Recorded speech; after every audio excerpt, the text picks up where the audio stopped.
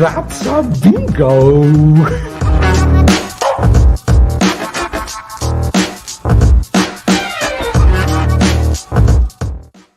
Is that the way you say it? That's a bingo. You just say bingo. Bingo! How fun!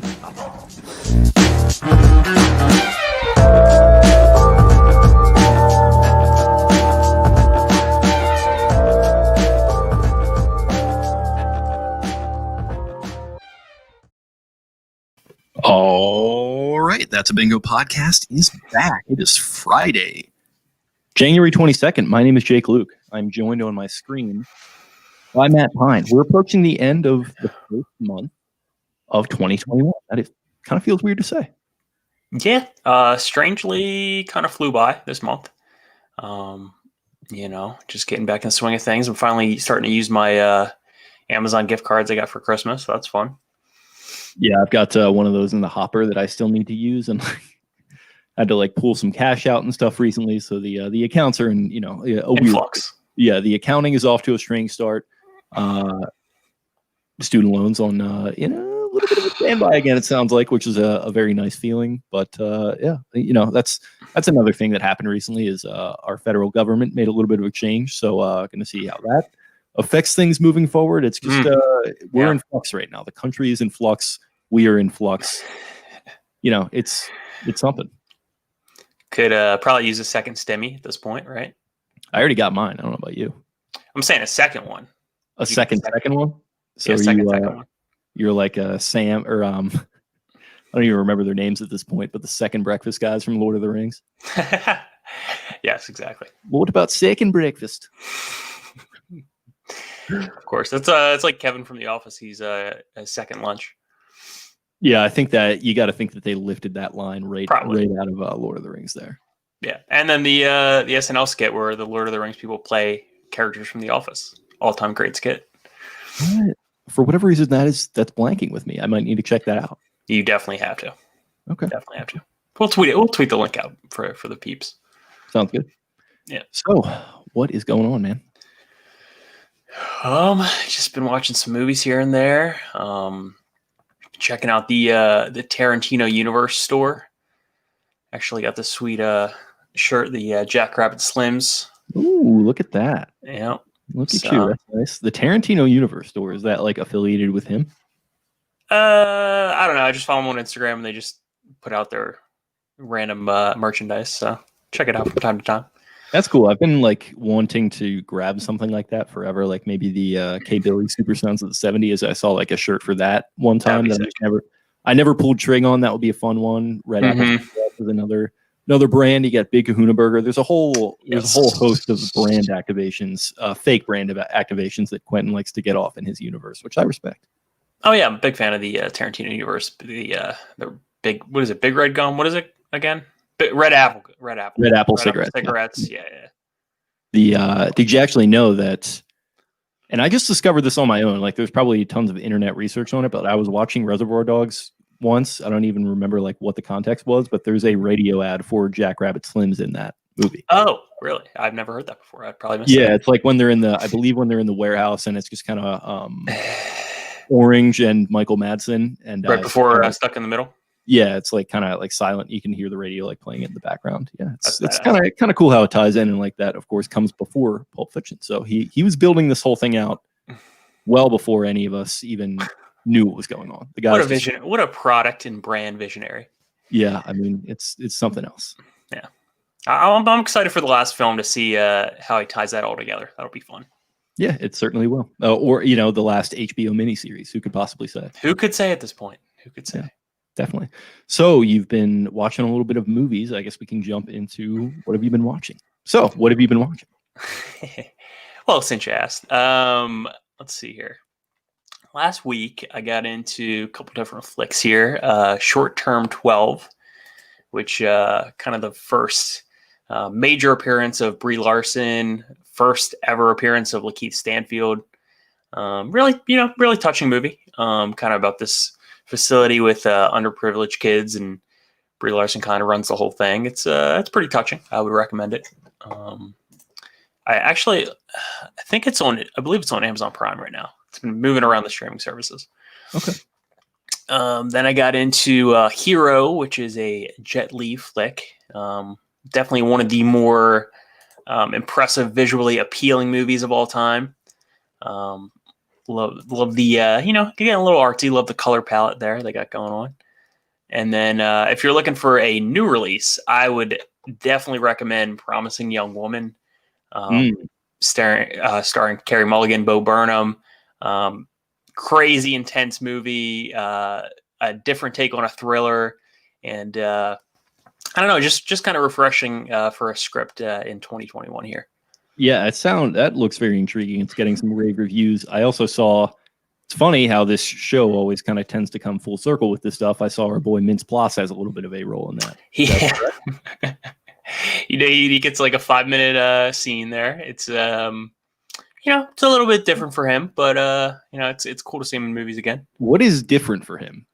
He's got one role, Yeah, he plays like a creepy, like predatory guy. So Okay. I don't know if that's like in his wheelhouse normally.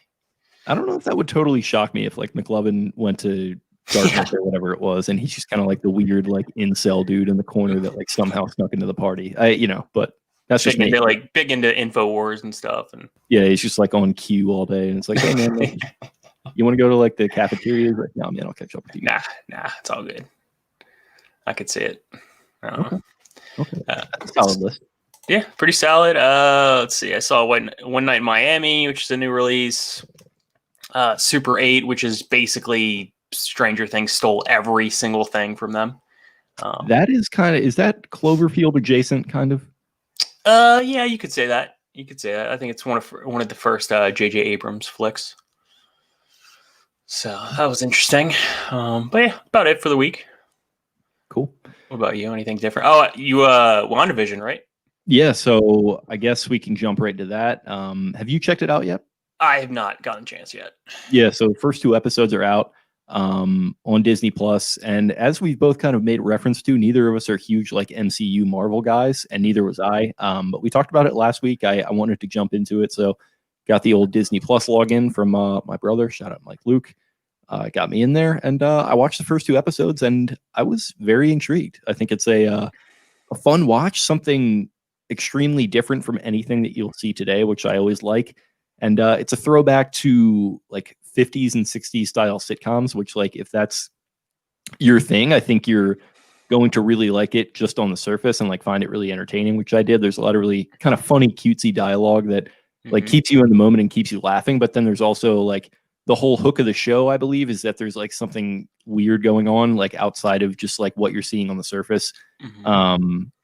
And that there's like this interesting backstory with these 2 characters, Wanda, who's like the woman, and then Vision is her husband, who's this like English guy who they both have superpowers and they're like trying to hide it from their neighbors and stuff. And basically like it kind of seems like the show, the sitcom as it were, is kind of like this ruse that's like hiding them from something, which I don't totally understand it quite yet, but 2 digestible 30-minute episodes so far. And I enjoyed both of them and am looking forward to continuing into it. Have you ever seen the movie Pleasantville? Yes, I only saw it once in high school, but that's a good comparison to make. Those are the vibes that I haven't seen WandaVision yet. Those are the vibes I get. Yeah, exactly. Man, that's actually, it's funny you bring that up. I saw that movie once. I really liked it. I have very little memory of it, but maybe I should revisit that at some point. But yeah, it's kind of like thematically, I feel like similar to something like Mad Men almost, where like Mad Men is kind of focusing on the end of the 50s going into the 60s, and like everything is kind of not really as perfect as it seems, and like kind of trying to like hide your bullshit. And like it's interesting with WandaVision, there's like 2 black characters on it, and like there's not outright racism obviously because it's like a Disney show, and like even like the sitcoms back then, they did like have these like token characters and stuff, and they kind of did what they had to do. But like this kind of does make some passing references to the fact that like they're treated a little bit differently, which I thought was kind of cool and not what I was expecting from an MCU Disney Plus show. Okay. Yeah, I will be checking that out. I'm a big Elizabeth Olsen guy. Seen her in 2 movies, so we'll be checking that one out. Yeah, she's good. Also on Disney Plus, there's this one show that I jumped into. I don't think a ton of people have heard of it yet. So it's 2 seasons so far, 8 episodes. It's kind of like a sci-fi thing. I believe it's actually set in the Star Wars universe. It's called The Mandalorian. So I'm a couple episodes into that. Really good so far. It's got this really cute Baby Yoda kind of thing. And yeah, it's written by Jon Favreau, actually, friend of the show. So yeah, it's pretty good. I highly recommend people check out The Mandalorian. That's crazy. I haven't heard anything about that show, so might have to look more into that. You would think being a Star Wars offshoot, it would get more attention, but I guess not. Yeah, you certainly would. See nothing about it on social media, no buzz. So maybe I'll be starting that train on my own here for people to check that little kind of train, chug it along. Dare to be different, as they say, right? Yep, they certainly do. But yeah, it's been not really any movies other than Tiger, which we're going to talk about, but kind of TV heavy as I've dived into the Disney Plus catalog a little bit. Okay, yeah, I've recently also got Disney Plus off a friend, so I've been checking some stuff out there. They got Fantastic Mr. Fox if you want to indulge in some Wes Anderson, which is just kind of a interesting choice for Disney Plus. But yeah, they got some good stuff on there. Yeah, I feel like you've been referencing that a lot, so I'm gonna have to check that out at some point. So maybe I will know that I have it. Yeah, I think we talked about it last week. I'm not a Wes Anderson fan. I respect him. I will watch anything he puts out, but it's just like, okay, I'm more intrigued into this decisions he makes. That makes sense. Yeah. Okay. I think that's all for what we've been watching for the week. As Jake just referenced, we're going to be discussing Tiger, the HBO Max documentary, in a little bit. Just wanted to get a feel for things before we dive into that. Do you have any other, sports documentaries that you have piqued your interest or that you've seen in the past that you really enjoy?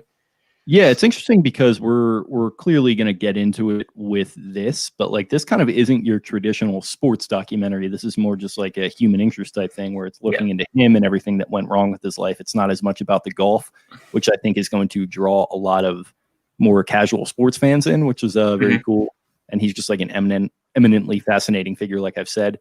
But yeah, there are plenty of other good ones, man. I mean, the fact that there's this whole cottage industry of it with 30 for 30, I think is huge. And they've been a huge part of my life. And like looking at golf recently, like the first one, or maybe the first golf one I ever saw 30 for 30 wise is Hit It Hard, the John Daly story from a couple years ago. I think 2017 that came out. That's really, really good. And it's kind of similar to this in that it like kind of dives into some of the stuff that's gone wrong in John Daly's life, which is like a lot, but it's not like a total hatchet job. It like addresses it. And it also kind of shows a lot of the positives, and there's more sports in that than there is in this one. So that's definitely a good one that I would look at. What's kind of the first one that jumps to your mind as I sort of rack my brain here?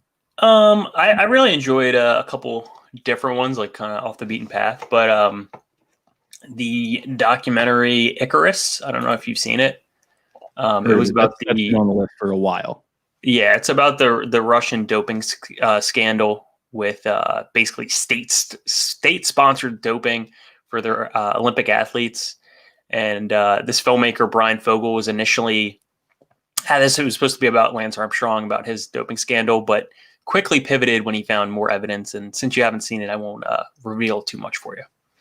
Yeah, so yeah, I've heard that's freaking awesome. And kind of in that off the beaten path thing, I believe I've mentioned these on here, but I kind of look at them as hand in hand. I believe they're produced by the same people, and they're responsible for getting me into a sport that I never would have thought, and that's Formula One. Okay. And the first one I would check out is, I don't think it's on Netflix anymore. It was for a while, but it's called Senna. And it's about Ayrton Senna, who's probably the GOAT in Formula One, or at least he was for a while. Lewis Hamilton is kind of coming for his crown, but he was this really kind of fascinating, like rich Brazilian kid who was like raised to basically, just like take over the sport. And like he had been doing it his entire life, and just kind of gets into him and gets into really what makes the sport so fascinating. It's like super raw and like kind of emotional, and like it's not afraid of allowing the personalities to kind of show and allowing the guys to kind of rib each other and like let the rivalries develop. So that really shows through in that, and like kind of gives you a portrait on Senna, who's like a super important figure.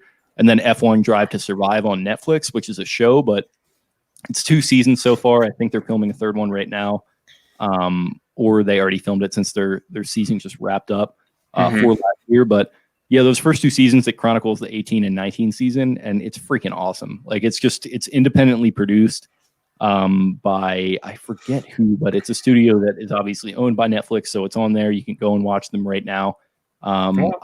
I could not recommend it enough. I think it's the best like Hard Knock style like sports documentary that I've ever seen, because it's just so unhinged, and like it just shows all the like the guys' true feelings and like the rivalries, and like it's the ultimate just like sport that translates to a screen like that, just like an absolute rich guy paradise sport where it's just like the fast cars and like kind of the testosterone and stuff. It's really, really cool. Okay. Yeah, I've definitely heard of it before. Don't have it on my list yet, but the way you're talking about it, definitely intrigued. So my next one here is Silly Little Game. This is a 30 for 30, basically about the birth of fantasy sports.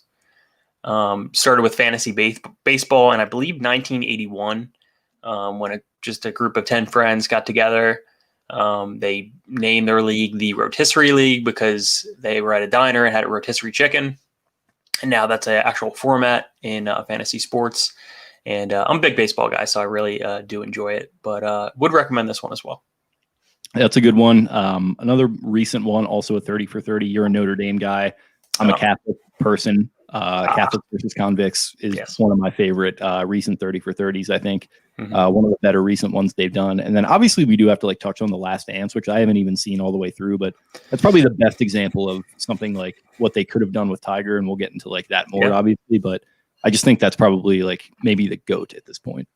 Yeah, I think The Last Dance is kind of the gold standard, and it's cool to see like when, I know Tiger didn't really have this, but when like the person himself like being talked about in the documentary is like running the documentary, like Michael Jordan definitely had a heavy hand in it, interviewed throughout. So yeah, Last Dance I would definitely put up there in the Parthenon, and as you know, some of the best documentaries of all time. Yeah, definitely. One like really super offbeat one that I would mention is a 30 for 30 podcast about, I believe, the 03 World Series of Poker. Okay. And it basically explains like Chris Moneymaker, who like if you don't like know who it is or like any of that, I would recommend not Googling any of it and just going to, I don't even know like where you would find them. Maybe it's just 30 for 30 pods or like shorts or something. But yeah, basically like goes into like him basically coming out of nowhere and just winning the World Series of Poker, and kind of, you know, we're a movie show. He references like rounders as a big reason why he even got into poker in the first place. So I just think it's like a really cool kind of come out of nowhere story, and just another off the beaten path kind of sport, which I think these documentaries like lend themselves well to that kind of stuff because they're eager to like show their sport to like a more mainstream, like wider audience, as opposed to something like Hard Knocks, which like I like fine and it's like a good entertainment product, but it's just kind of a commercial for the NFL at this point. Yeah, I mean, you'd have to go to some of the earlier Hard Knocks to really enjoy them, like the 2001 Ravens, or was it 2000? I don't remember which one. Yeah, it was 2001. It was right after they won the Super Bowl. That's still my favorite one, obviously, but like I still think like the production quality when it wasn't just like, you know, a commercial for whatever the league is trying to put out that year. You know, I obviously like it's still entertaining, like I said, but it was way better back then. I'm still gonna watch every year, no doubt, but totally get what you're saying. Yeah, I've fallen off the bandwagon a little bit recently. Okay, interesting. When the Raiders one started up and they just weren't getting into any of that Antonio Brown stuff, I was like, okay, like this, it couldn't be more clear, like what's going on here. Like, yeah, you can't just do that, you know? Yeah, I feel like some of the ones a few years back were more lighthearted. Like the one with the Texans was really funny with Vince Wilfork. Yeah, that was a really good one. That was probably my last one that I really enjoyed. The Browns one actually was pretty good too in 2018, to be fair. Yeah, what was the name of the Brogan Hoback? Is that his name? Brogan Roback. Brogan Roback. Yeah, that was very entertaining. And the dude with the crystals, that was funny too. God, yeah, that actually was a good season. More, I think about. All right, I'll just do one more then. The Ronnie Coleman documentary on Netflix. Obviously, if you're not familiar with Ronnie Coleman, he was a former bodybuilder, and this one's actually pretty sad because it's like in the later years, and like his body is clearly like breaking down, like he can barely walk. But it's very reminiscent of the movie The Wrestler with Mickey Rourke. Have you seen that? I have not, but I've heard good things there. Yeah, so big fan of that. Okay. All right. Anything else documentary-wise before we hop into Tiger? I think that is all I've got. All right. Let's do it. Cool. So Tiger is what it is called. It is, I believe it takes most of its inspiration from a book from 2018 called Tiger Woods. Not sure why they couldn't just call it that, but here we are. Mhm. That was a book by Armin Katayan, who was actually in the documentary, and Jeff Benedict. And it's kind of like this all-encompassing kind of journalistic look at Tiger's life. It's like 400 pages. I read it, I think, last year. Really, really good. Mildly depressing. It basically, like, what that book, and what it does is, like, it explains why Tiger was the way that he was and why everything fell apart for him in 2009 and, like, the issues that he had throughout the 2010s. Pretty much up until, like I said, 2018 when it came out. And I think this does a similar thing. And I liked this documentary. I found it entertaining. I found it informative, especially for somebody who's not as informed on the subject, which I admittedly kind of am. So I am curious to get your perspective on that. But as for me, like this kind of stuff is, I just don't know that we need it right now, especially in the midst of the fact that that book, like I said, came out in 2018, like near the end of it. And when I read it, like it had an afterword in which, because he literally, like right when it came out, he went and won the tour championship, which was his first win on tour since 2013. And so they kind of had to add that in.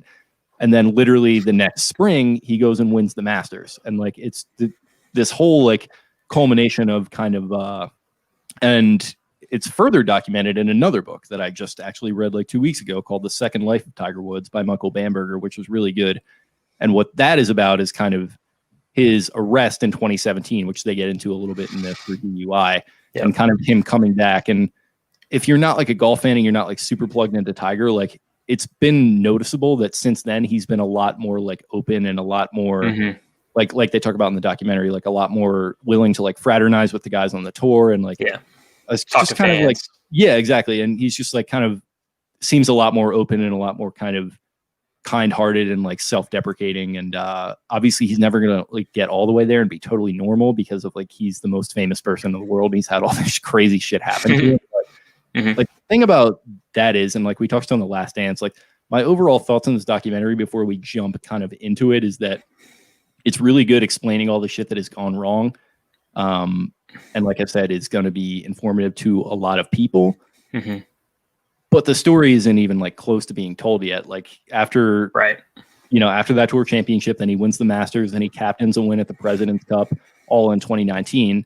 And there's just more to the story. He's like 45 now. He's probably got a couple more years of pretty good golf left in him, and we're obviously going to see what happens. So I think it's probably another 5 or 10 years, like at the earliest, before a Last Dance style thing could even be done. And I do question if Tiger would ever do what Jordan did and like get involved with it. So it's weird. It's a weird spot to be in. Like I said, I don't know if this brings any new information that the book did not give, but overall I enjoyed it. I think I gave it an 8.1. Just a well-made documentary by two guys. Matthew Heineman is one of them, and Matthew Hamachek, I think, is the other guy's name. Bunch of Matts. Yeah, I think they were on the No Laying Up podcast, which is my favorite golf podcast that I listen to.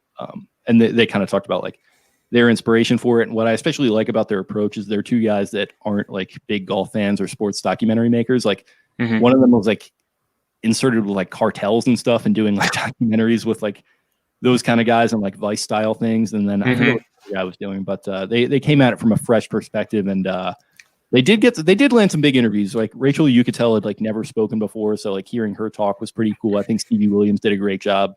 Plenty of people did a great job. They just couldn't get like a ton of big names, which I was also a little disappointed by. But I'm curious to hear your perspective as not really a huge golf fan, but obviously you know the story of Tiger. I mean, we can jump into it a little bit, timeline wise, how the documentary played out. I'd probably give it a little bit better than you. I'd probably say about an 8.5, just because I wasn't aware of all this info. I'm not like super into the golf world. My late uncle was like really, really huge into golf. He like golfed at the same courses as like Phil Mickelson, was like there at the same time as him in like Arizona. So like he would watch it and I would watch it with him sometimes. But yeah, I mean, a lot of the stuff I didn't really know for sure. Like I knew the history of like, obviously at Augusta National, like the history of racism there, but I was not aware that like in the 90s, if you were black in some courses, you couldn't play at. Like that was mind blowing, for me. And And like Augusta, I think it was in the late 80s that they lifted that rule. So like just stuff like that I wasn't really aware of.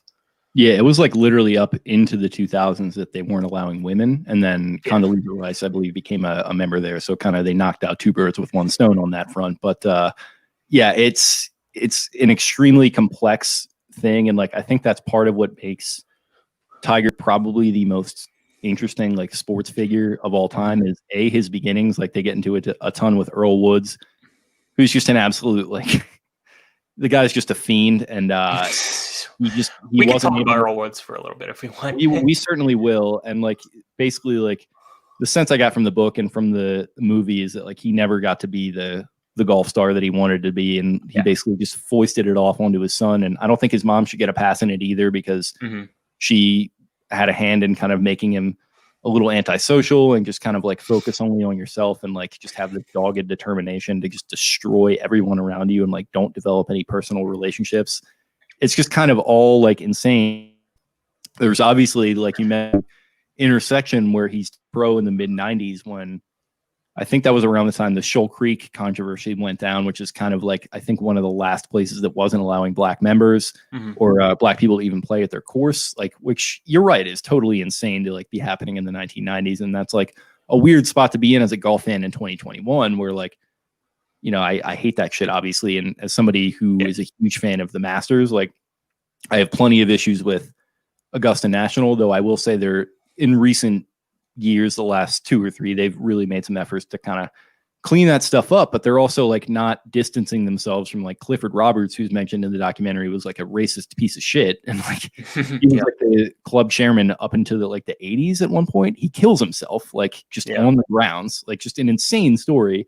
And then it all culminates obviously like with Tiger, who's like this, you know, young black guy, and he's having an identity crisis of his own, you know, calling himself the Kabbalah Nation thing. And he basically comes to like define the Masters throughout the 2000s. And then obviously he has the scandal, and that shithead Billy Payne, you know, gets up and like reprimands him. And I think Bryant Gumbel kind of properly refers to it as a public whipping. I don't know. I think it's a whole like kind of messy thing. And it's just like, I don't know, eminently fascinating. And I don't know. They covered it well in the documentary, I will say.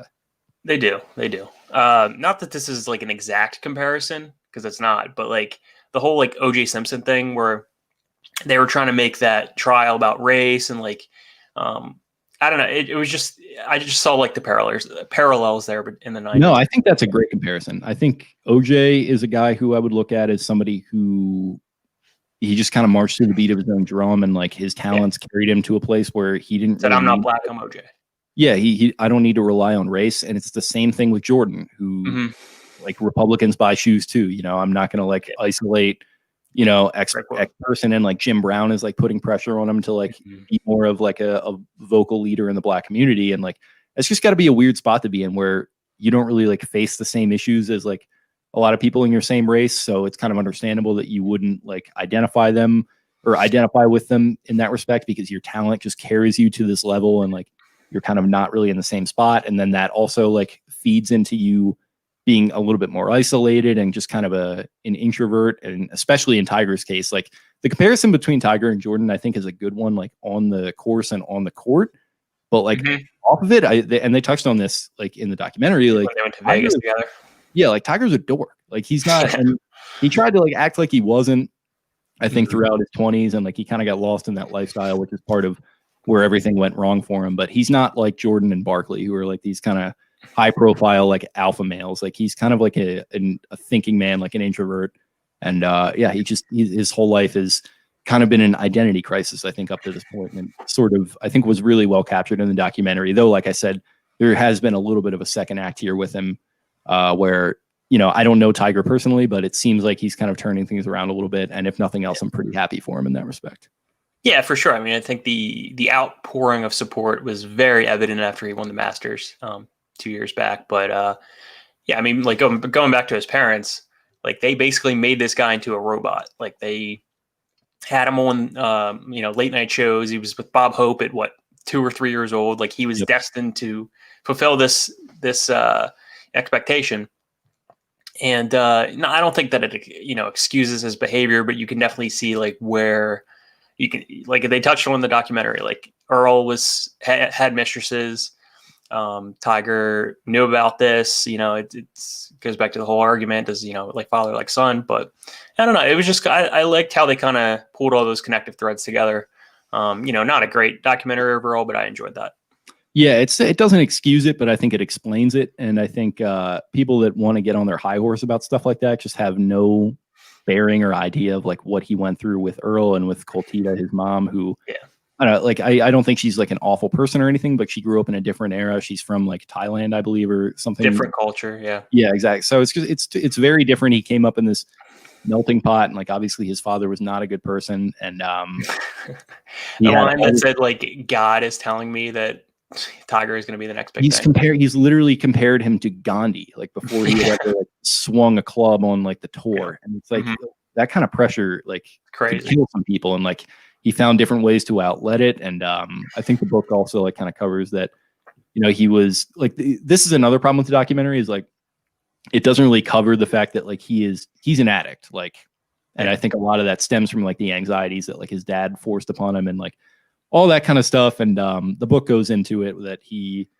had issues with drinking, he had issues with sleeping pills, and he had issues with sex addiction. And like the book really covers that in depth. The documentary there's just kind of a passing comment from Katayan where he's like, yeah, you don't even know the depths of like the addiction that he was dealing with. And it's like, well, yeah, you kind of got to show us if you're going to say that. Like, that's just sort of where it feels a little incomplete and rushed at the end. And that's kind of one of the issues that I would say I had with it.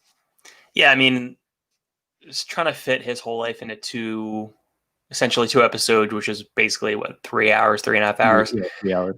It's almost impossible to do. It's so much more complex than what they're showing. Maybe they'll do a part 2 at some point. Who knows? But I don't know. I think going through his life, you could see kind of the decline happen right after like 2007 or so. Physical, obviously the physical injuries. So maybe that could also play a part in the addiction as well. Yeah, I think I think like ultimately I'm confident that there is going to be a like 8 to 10 part thing made on this, a Last Dance style thing, whether he's involved or not, 8 to 10 years from now. But the story just isn't complete right now. And so like, it is kind of tough to capture somebody's life in 2 parts. Like I don't understand why it had to be 2 parts, why they couldn't like stretch it out a little bit, but I don't know. It seems like they need to, if they can't get him, then like whoever is going to be making the next one is going to have to get like Phil. They're going to have to get Justin Thomas, who's like one of the best players on tour right now and is one of Tiger's young like friends that he's kind of taken in and is kind of like the face of the second act of Tiger here. And obviously like you can't really get anyone in his family or on his team, so it's tough. Yeah, I was going to say Elin, but that's way too personal. Yeah, I don't think she's ever going to want to do it. Hank Haney, maybe, who was like his swing coach back in the day, he's like made some comments and like even written a book on it. I think he would have been a good get for this. Apparently he turned them down. So I think like the next person that does it, if they can get like his Phil, who was his biggest rival back in the late 90s, early 2000s, and then maybe like Haney, and then obviously like JT would be good these days, and maybe like, another caddy. I thought Steve Williams did a great job. And he's done this type of stuff before. He did like a 2008 US Open documentary. He was really good in that. He's an entertaining guy. But overall, just like, they're like really good, but just a little kind of incomplete in some spots. Yeah, I found the Steve Williams part to be really sad just because like he worshipped Tiger. You could tell that. And completely shut off from his life. You could just see how hurt he was.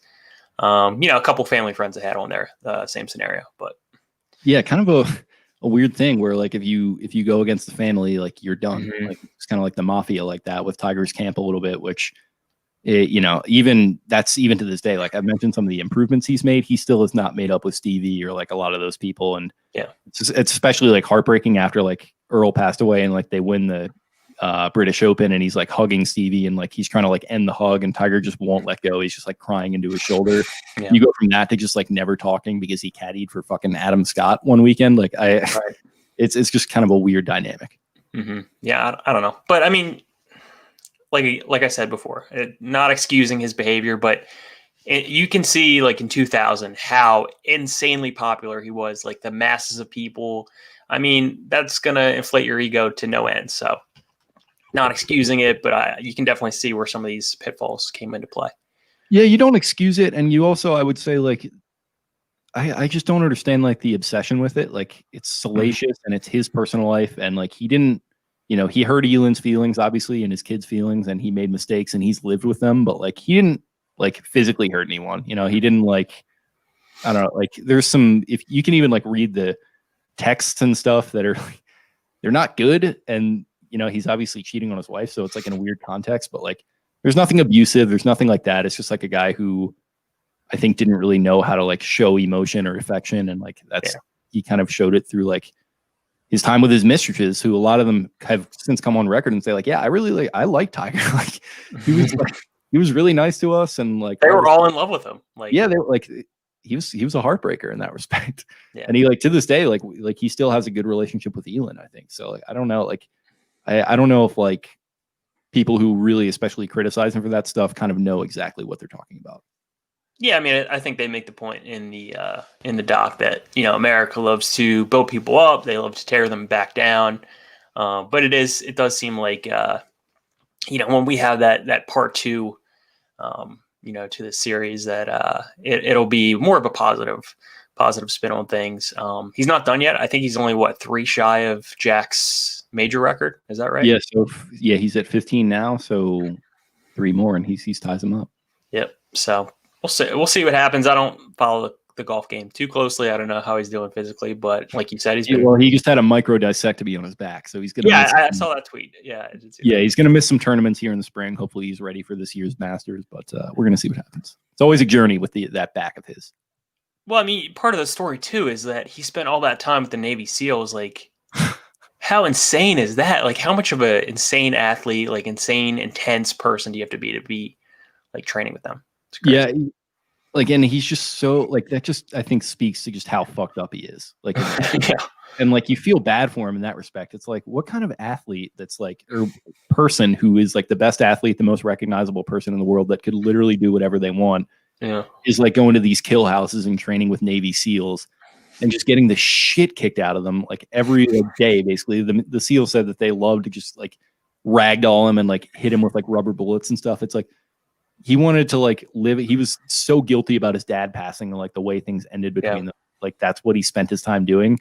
And he had no way to, like, express his sadness, and he had no, like, proper adult way to deal with it. So, like, that's how he did it. It's just, like, a really, like, kind of sad story in that respect. Yeah, it is. It is. I think the addictive personality definitely shows through, but maybe we'll get part 2 when Charlie's out there on the tour. That'll be fun. Yeah, we might only have a decade or so. That kid is looking pretty solid. He's only like 11 or something, but yeah. Yep. All right. Well, anything else on the Tiger doc? No, man. I enjoyed it. Like you said, maybe looking forward to another one, whoever it's made by, whatever it would be, maybe a little bit more in depth. But for right now, I think this was a good look into the life of this guy, and for people who don't know much about golf, but are maybe fascinated by him as a figure, I think it's a really, really good, informative piece, and I enjoyed it. Yeah, I enjoyed it as well. I think HBO did a nice job. I probably should check out more of the HBO sports documentaries. I've not really gotten the chance to do that, but only been really checking out the 30 for 30. So they got some good stuff on there. Yeah, I'm trying to think, like, what HBO Sports really does. I mean, I know they do boxing, right? Yeah, it's a lot of boxing. I think they lost that recently, though, so I'm not totally sure. I think that's on Showtime now, so not totally sure about that. But yeah, there's definitely some good stuff on there, I believe. I think they're I guess that's why Brian Cumble was on it. They have Real Sports with Brian Cumble was on there as well. Yeah, definitely. So they got a solid offering. I think this is probably going to be one of the bigger profile adds to that catalog for them. For sure. Alrighty. Would recommend that. Guess it's time for the next movie review. It is my turn, so I'm going to turn to something that we've talked about in the last about 2 months or so. It is leaving Netflix on the end of this month, 31st. So make sure we get it in before we, lose it here to streaming. And that would be Catch Me If You Can. Oh, yes. Yeah. I like this. This is a good dead of winter, can't really get out of the house, need something to pick you up. That's a good strong pick. I love Catch Me If You Can. I feel like it's like one of the more rewatchable movies for sure. Yeah, definitely. It's also like peak Leo becoming like this massive superstar. He's got a little more innocence to him. He's got a good play with Walken there, and Hanks obviously. This is one of my favorites that I haven't seen in a very long time. So I'm excited to jump back in. Yeah, I've definitely fallen off a little bit. I used to probably watch it like about once a year, right around Christmas time. But looking forward to getting back into this one for sure. Yeah, definitely. That's a good Christmas pick. We got to maybe remember to do a reheat of this. Reheat, yeah, exactly. Yeah, revisit for sure. But yeah, I'm excited for that. Kyle Hanratty. Cal, Frank, how did you pass your bar exam? That'll be fun for quotes next week. Looking forward. Oh yeah, it's gonna be a good one. Carl Hanratty. Forgot about that. Okay, anything else there? No, I don't think so. Tons of new streaming picks. I got a ton of shit on my list, but I'm trying to get into some more older stuff. Try to keep a good balance there. So, I guess you've been trending new then. I've been trending new lately. Yeah. My goal is actually to watch all of the Best Picture winners, so that's gonna take some time. But you're still. When did they start technically? 1927 was the first one. So was that Metropolis? Metropolis did not win Best Picture. Wings was the first. They got robbed. They talk about a major snub. Yeah, see? Yeah. They got robbed. I wish sure Wings is good. We built a robot, see? I'm next Pearl Jam. You still haven't checked that out, have you? No. I really. Do you say it's on YouTube? It is on YouTube, yes. Mm-hmm. Okay. Maybe I will. Okay. All right, we'll see. So, how many do you have left? Are you not going in chronological order then? No, I mean, whatever's like streaming or available, I'll watch. So I don't really go in chronological. I'm probably missing. I have a big gap in the 30s and the 40s, so I'm missing most of those. But interesting time period. It is an interesting time period, but yeah, I'm watching Hamlet now, which was 1948. So check that off the list. Movies used to be so weird. I know. It was all like biblical or like Shakespeare. Like, yeah, exactly. What's happened to that? Kind of sick.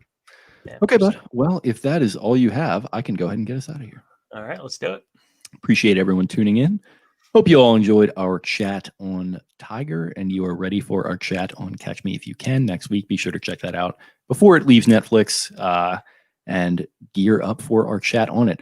If you liked what you heard today, feel free to subscribe to us wherever you're getting your podcast. Leave a nice 5-star rating and review, and be sure to follow us on social media as well. You can follow the show on Twitter at BingoPod.